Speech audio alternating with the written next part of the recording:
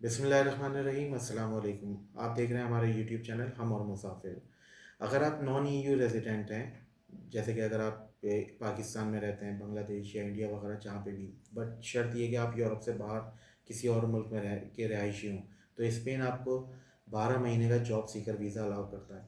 इस वीज़े के ज़रिए आप स्पेन में रह के अपनी जॉब हंट कर सकते हैं, इंटरव्यूज़ वगैरह अटेंड कर सकते हैं और 1 साल तक आप लीगली स्पेन में स्टे कर सकते हैं। इस वीज़ा के को हासिल करने के लिए कोई किसी भी किस्म की लैंग्वेज रिक्वायरमेंट नहीं है, ना ही स्पेनिश लैंग्वेज प्रोफिशिएंसी रिक्वायर्ड है।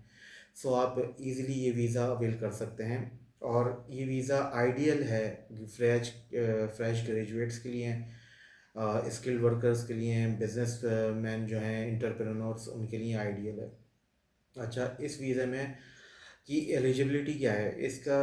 एलिजिबिलिटी क्राइटेरिया ये है कि आप सबसे पहले तो नॉन ईयू रेजिडेंट होने चाहिए, और सेकंड ये कि आपके पास या तो स्पेनिश यूनिवर्सिटी की किसी कोई डिग्री हो, लाइक बैचलर डिग्री हो, मास्टर्स या पीएचडी आपने स्पेनिश यूनिवर्सिटी की से किया है। अगर ये भी नहीं है, सो आपके पास आपकी होम कंट्री की जो डिग्री आपने यूनिवर्सिटी से कंप्लीट की है उसकी आपके पास इक्विवेलेंसी हो, मतलब स्पेनिश जो एजुकेशन सिस्टम है उसमें आपकी डिग्री लाई करती है और प्रूफ हो जाए कि आपकी डिग्री वहाँ पे बैचलर या मास्टर्स के इक्वल है, तो भी आप अप्लाई कर सकते हैं। और इसमें ये होगा कि आपको मे भी रिक्वायरमेंट हो आपके कंट्री में, जो भी वीज़ा ऑफिस होगा स्पेन का, और वो आपसे डिमांड करेगा आपने स्पेनिश लैंग्वेज में इसको ट्रांसलेट करवाना है, तो आपने अपने क्रेडेंशियल्स जो हैं स्पेनिश लैंग्वेज में ट्रांसलेट कराने हैं। इसके अलावा आप अगर किसी स्पेनिश सिटीज़न के बच्चे हैं, लाइक बेटे हैं या बेटी हैं, जो भी हैं, आपका कोई रिलेशन, ब्लड रिलेशन डायरेक्ट है स्पेनिश सिटीज़न के साथ, सो आप जब भी एलिजिबल हैं इस वीज़ा के लिए। और अगर आप किसी ऐसी फील्ड से ताल्लुक़ रखते हैं जिसकी डिमांड स्पेन में बहुत ज़्यादा है, सो जब भी आप इस वीज़ा के लिए एलिजिबल हैं और इजीली अप्लाई कर सकते हैं। फर्दर मैं एक्सप्लेन कर देता हूँ इसका एनुअल कोटा वगैरह क्या है। तो क्योंकि ये एक मेजर इमिग्रेशन रिफॉर्म्स का हिस्सा है, सो इसका कोई एनुअल कोटा नहीं है। 2026 की रिपोर्ट के मुताबिक 2,50,000 वैकेंसीज़ हैं जो कि वहाँ स्पेनिश गवर्नमेंट फिल करना चाहती है 2026 में। सो आपके पास एक बड़ी अपॉर्चुनिटी है, huge number of vacancies available है वहाँ पे।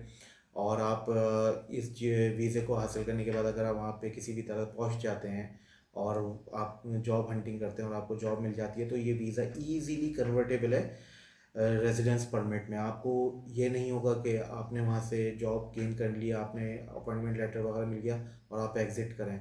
ऐसा कुछ नहीं है, आप वहीं के स्पेन में रहते हुए ही अपना ये वीज़ा रेजिडेंस परमिट पे कन्वर्ट कर सकते हैं।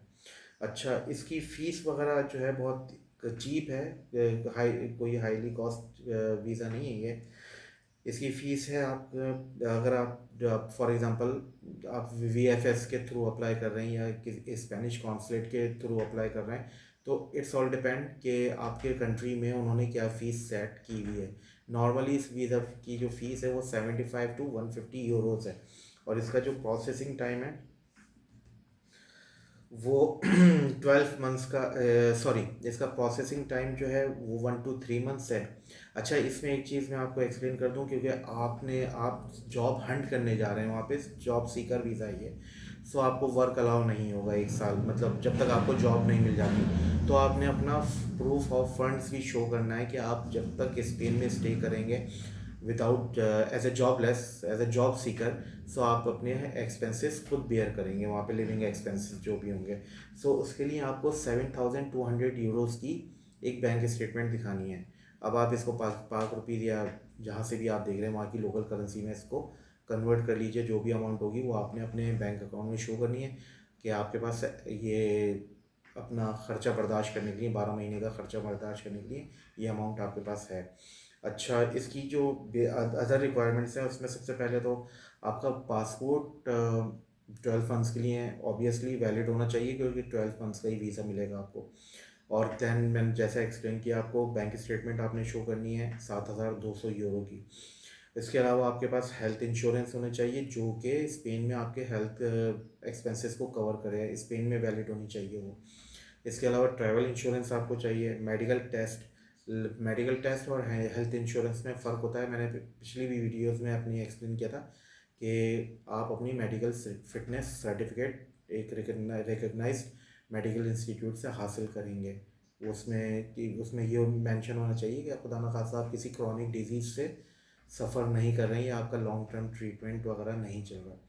ठीक है। इसके अलावा पुलिस करेक्टर सर्टिफिकेट चाहिए आपको, जो कि 3 महीने से ज़्यादा पुराना नहीं होना चाहिए। सही है। सो इसका ख़ास ख्याल रखिएगा कि जब ये आप वीज़ा अप्लाई कर रहे हो उसी महीने में आपने ये पुलिस करेक्टर सर्टिफिकेट हासिल करना है। पहले से जो अगर लिया हुआ है तो उसकी वैलिडिटी देख लीजिएगा। और एक आपका मोटिवेशन लेटर आपकी तरफ से चाहिए, क्योंकि आपकी जिसमें आप अपना एक्सप्लेन करेंगे कि आपका पर्पस क्या है इस वीज़े को क्यों अप्लाई करना चाहते हैं। अब इसमें डेफिनेटली जॉब सीकर्स भी आते हैं और बिजनेस लाइक एंटरप्रेन्योर्स जो होते हैं वो भी आ जाते हैं, क्योंकि अगर वो एंटरप्रेन्योर है तो उसने अपना बिजनेस प्लान शो करना होगा और उनको एक्सप्लेन करना होगा वो किस टाइप का बिजनेस करना चाहते हैं और क्या बेनिफिट्स हैं इसके। That's all about job seeker visa of Spain. Next video में इंशाल्लाह मैं आपसे शेयर करूँगा कि स्पेन आपके लिए एक आइडियल डेस्टिनेशन है और क्यों है, वो नेक्स्ट वीडियो में इंशाल्लाह मैं आपसे शेयर करता हूँ। जब तक के लिए अल्लाह हाफिज़।